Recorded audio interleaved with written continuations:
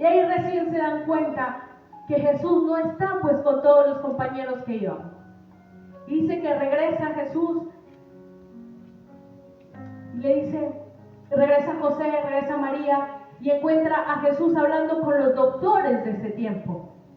Encuentra al pequeño Jesús hablando y vienen sus padres probablemente en esa naturaleza humana de padre decirle, ¿qué te pasa? ¿Cómo nos vas a hacer esto? Y Jesús, me lo imagino porque mi hija a veces no da las respuestas así. Me es necesario estar en los asuntos de mi Padre.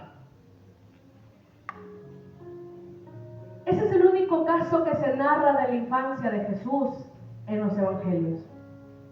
Sin embargo, cuando Jesús dice, consumado es, en el evangelio según San Juan, capítulo 19, verso 30, dice de la siguiente manera, cuando Jesús hubo tomado el vinagre, dijo, consumado es, y habiendo inclinado su cabeza, entregó el espíritu.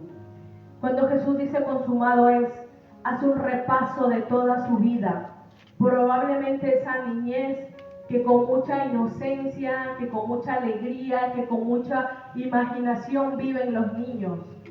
Probablemente vivió esa adolescencia viendo a los adolescentes de su tiempo y siendo él probablemente el distinto, el diferente, porque sabía que tenía una misión. Probablemente cada año que Jesús cumplía, decía, ya se acerca más mi hora. Porque la palabra dice que él sabía por lo que tenía que atravesar. Mientras ora en el Getsemaní le dice, Padre, imaginen cuánto debió haber sido la presión que sintió, que las gotas de sudor de Jesús venían mezcladas con sangre. Y aunque pareciera que fuera algo ficticio, la ciencia dice que hay que estar a un nivel extremo de presión, de tensión, de estrés para comenzar a sudar sangre. Y a Jesús le pasó esto. Comenzó a sudar y dice, Padre, si es tu voluntad, pasa de mí esta copa. Cuando Jesús entiende que tiene que atravesar por todo eso y está en la cruz del Calvario, habiendo aguantado 40 menos 1 azotazo, cuando ha sido golpeado, cuando ha sido vituperado, cuando ha sido escupido, cuando ha sido maltratado, cacheteado, puesto una corona de espinos, cuando Jesús ha sido prácticamente desnudado y su desnudez se ha quedado ahí al descubierto y al vituperio de la gente, Jesús no está pensando en, ay, me están viendo, o ay, qué dolor que tengo. Jesús está diciéndole al Padre, Padre, he cumplido, ya está hecho. Todo lo que separaba a mis hermanos, a los que yo amo, todo lo que separaba a la gente de ti, está roto. ¿Sabía usted que cada año el sumo sacerdote se tenía que preparar un año entero, tenían que preparar un animalito, un corderito que no tuviera mancha, que no tuviera defecto, y lo llevaban al sumo sacerdote? Y el sumo sacerdote lo que hacía era una especie de imponer manos, como diciendo, los pecados de estos los transfiero a este animalito y matamos a este animalito en señal de que los pecados los lleva a este animalito. Y tenían que hacer eso año con año, año con año, año con año.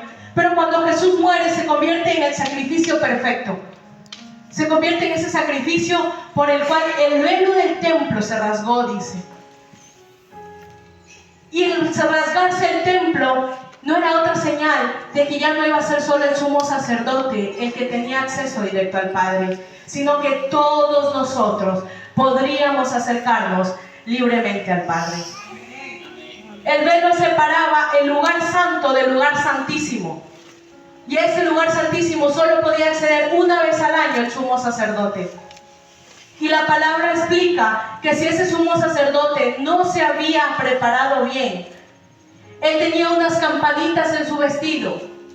Y esas campanitas, mientras él se movía, sonaba. Y los que estaban afuera podían escuchar.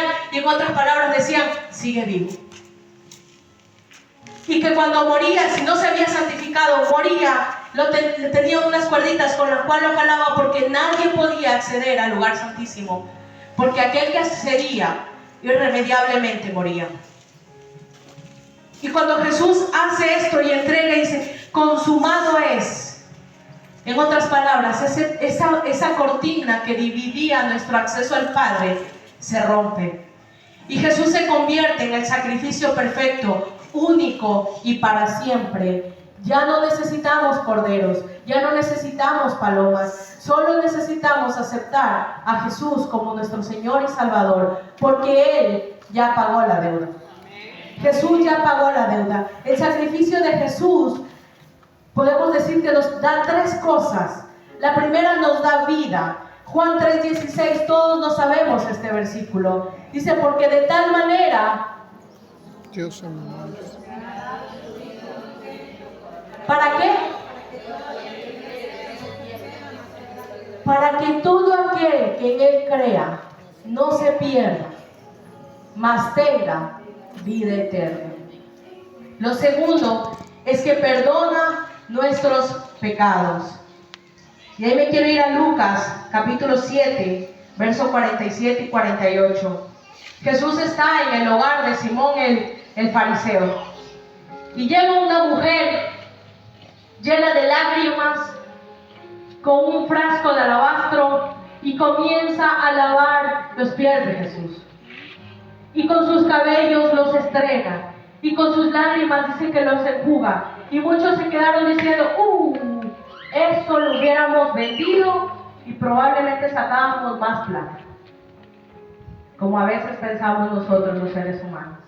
El mismísimo Dios está en nuestra presencia y estamos pensando más en las cosas de afuera.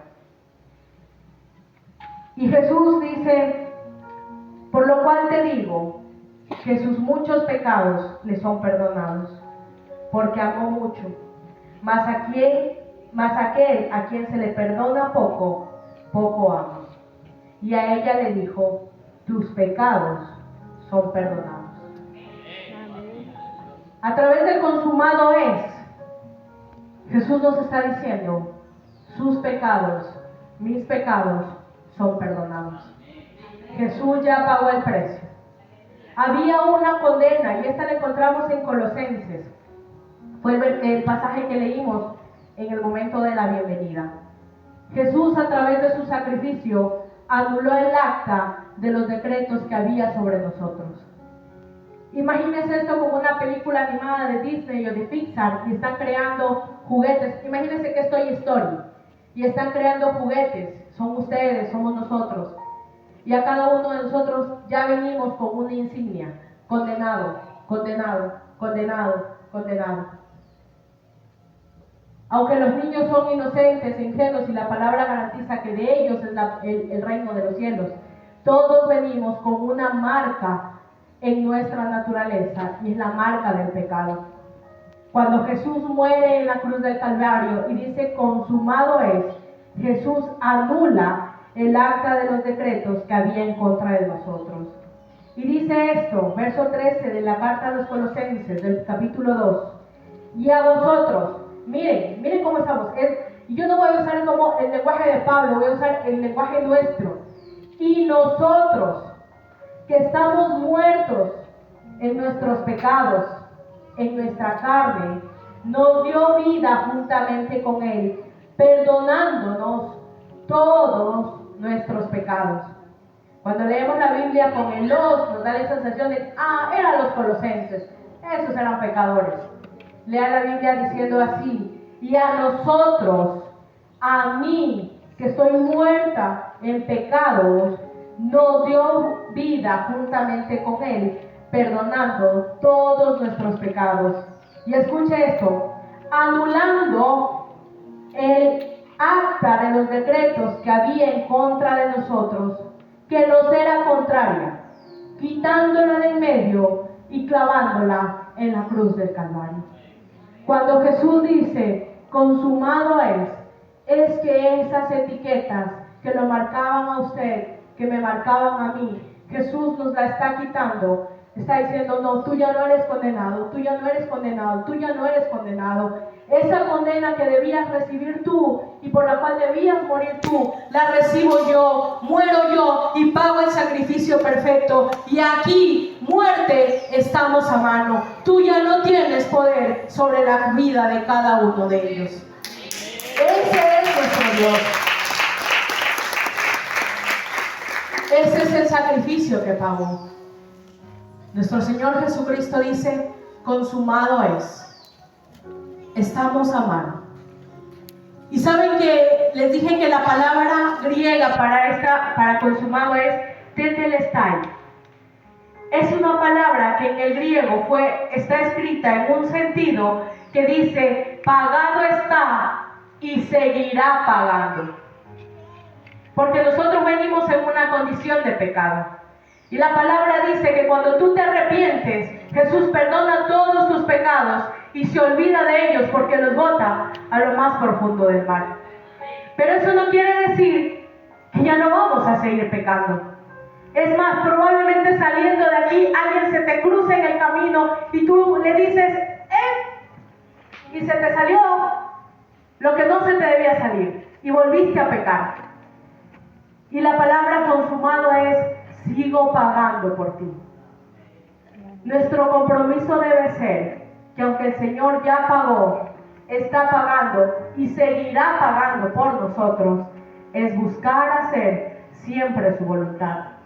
Es buscar siempre que aunque voy en mi naturaleza pecaminosa, voy a seguirle fallando a Dios. Ese pecado me duela tanto que ya no quiera seguir pecando. Que me duela tanto esa cruz que yo pueda decirle, Padre, perdóname, no quiero seguirlo.